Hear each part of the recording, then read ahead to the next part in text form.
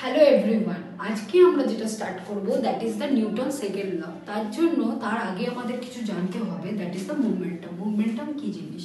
ধরো তোমার কাছে কোনো অবজেক্ট আছে, ধরো এম মাসের কোনো অবজেক্ট আছে, তাকে যদি তুমি ভি ভেলোসিটি মুভ করাও, সো দিস ইজ যে কোয়ান্টিটি অফ মোশনটা ক্রিয়েট হচ্ছে তাকেই বলে হচ্ছে মোমেন্টাম, যেটাকে আমরা পি দিয়ে ডিনোট করে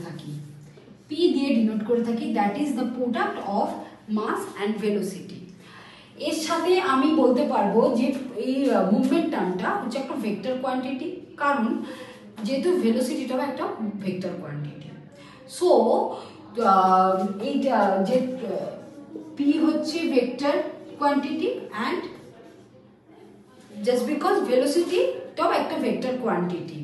যদি এসআই ইউনিট দেখি তাহলে আমি বলতে পারি kg metre per second, SI unit of momentum. এরপরে যখন আমরা এখানে এই যে পিটাকে ডিপি বাই ডিটি ভাবে লিখতে পারি, that means the rate of change of momentum, এটাকে আমরা অনেক সময় লিখতে পারি এমভি ডিটি। ওকে, এখানে আমরা কনসিডার করে নেব যে এম মাসটা হচ্ছে কনস্ট্যান্ট, তো M into DV by DT, এটাকে আমরা কি লিখতে পারি M into A. That rate of change of velocity equals to হচ্ছে অ্যাক্সেলারেশন, তাহলে এম ইন্টু এ। তো নিউটনের সেকেন্ড লতে বেসিক্যালি বলেছে, যদি ধরো কোনো একটা বডি আছে, তাকে যদি তুমি এফ একটা ফোর্স অ্যাপ্লাই করেছো, তাহলে এই যে change the rate of change of momentum সেইটা হচ্ছে অলওয়েজ প্রপোর্শনাল হয় এই নেট ফোর্সের সাথে। তো তাহলে আমরা বলতে পারছি F proportional to M A. তো এবার একটা কনস্ট্যান্ট দিতে হবে, F equals to K into M এ।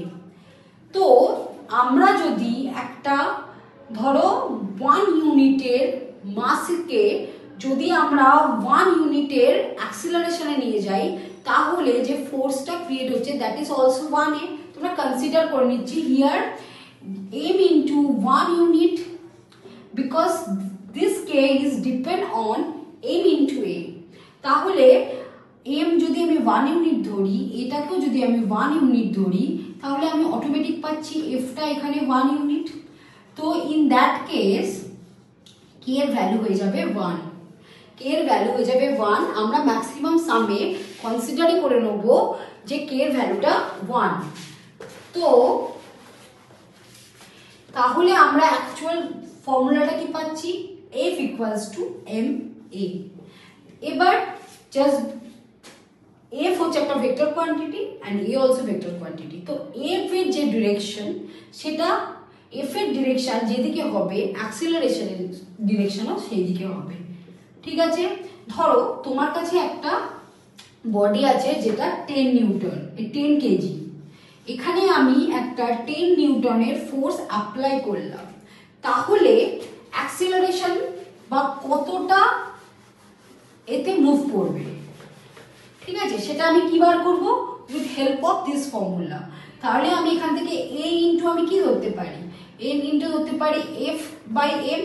তাহলে এখানে যদি আমি ধরে নিলাম 20 নিউটনের একটা ফোর্স অ্যাপ্লাই করেছি 10 কেজি কোনো একটা বডির ওপর, দেন অ্যাক্সিলারেশনটা হবে 2 মিটার পার সেকেন্ড স্কোয়ার। ওকে, তো এইভাবেই আমরা অ্যাপ্লাই করে কোনো ফোর্স কতটা বডিতে অ্যাপ্লাই করলে আমরা অ্যাক্সেলারেশন ফাইন্ড আউট করতে পারি। এবার ধরো যদি কোনো একটা বডিতে এদিক থেকে একটা F1 ফোর্স আমি অ্যাপ্লাই করেছি, আবার এই দিক থেকে আমি F2 ফোর্স অ্যাপ্লাই করেছি, তখন আমরা এদের যে রেজাল্টেন্ট ফোর্সটা সেটাকে আমরা কনসিডার করব।